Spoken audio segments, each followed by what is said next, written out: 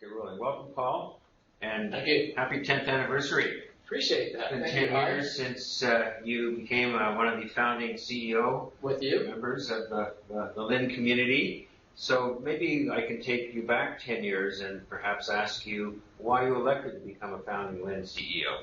I've always been interested in how healthcare organizations work with other organizations in a system perspective. Certainly, healthcare needs to be delivered as a system, and I saw the local health integration networks, the concept as first a system approach to managing care, but I also saw it as Ontario's response to devolution, such as other provinces have done with regional health authorities. So looking back, what would you say has been the most impactful contribution of the LHINs in terms of helping to improve the Ontario health system? Overall, I think the most important thing that LHINs have brought to the table is this focus on regional and system approach to the healthcare industry, and to help all organizations who have done a masterful job at running their own organizations, but to help them understand just how important it is for those organizations to work together in a system of care, a regional system of care. Well, let's move from looking back to looking forward. If you were looking forward and thinking about one or two changes that could help further the LHIN agenda and improve the Ontario health system, what might one or two of those things be? I think we're looking at an integrated system of care. Then all parts need to be involved in it. So primary care is very, very important, and we only have a certain responsibility for primary care right now.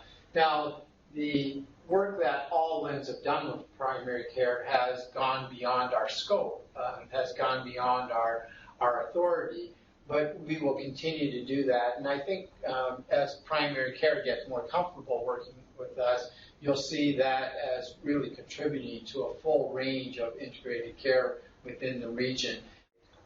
So, in terms of the accomplishments of LHINs, some of the challenges that lie ahead, what would you say to the decision makers of the health system?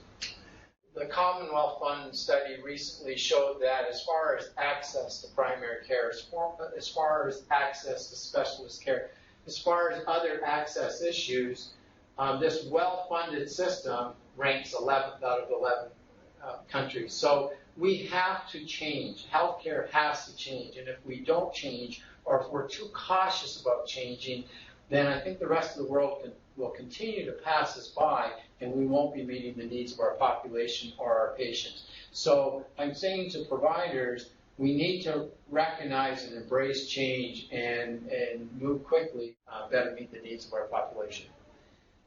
What would you say to the public?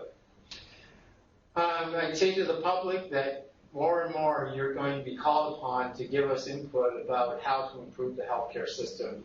We need to listen to you. We need to hear your stories about what's not working well. We also need to hear your stories about what is working well, but we need to respond. Good companies respond to their customers. In healthcare, we need to respond to our patients and the general public. We need to understand where the system is working, but most importantly, we need to understand where the system can improve, and you can tell us. Well, I imagine as a LHIN CEO, you're probably an optimist. Hopefully the glass is half full.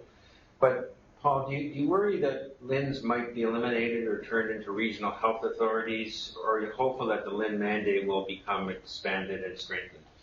I'm bullish on LHINs. I'm very passionate about the work we do. I'm proud of the work that we do. There's more that needs to be done. We really have to maximize the value of every dollar that's spent. And this does require change, and change is uncomfortable. And I would say as one of the risks that we have to recognize, and I think all healthcare providers need to recognize that if change does not happen fast enough, if the pace slows down, or if we're too cautious, then at some point, someone may ask whether the LHIN model is still serving the needs of the population and whether we need to go to an authority model.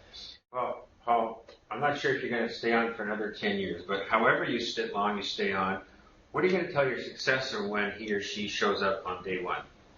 I'm going to say be bold, work with a great group of providers, continue to build a system of care for a patient and to respond to patients, to hear patients, to understand that engagement is about listening, and I would wish the individual all the best.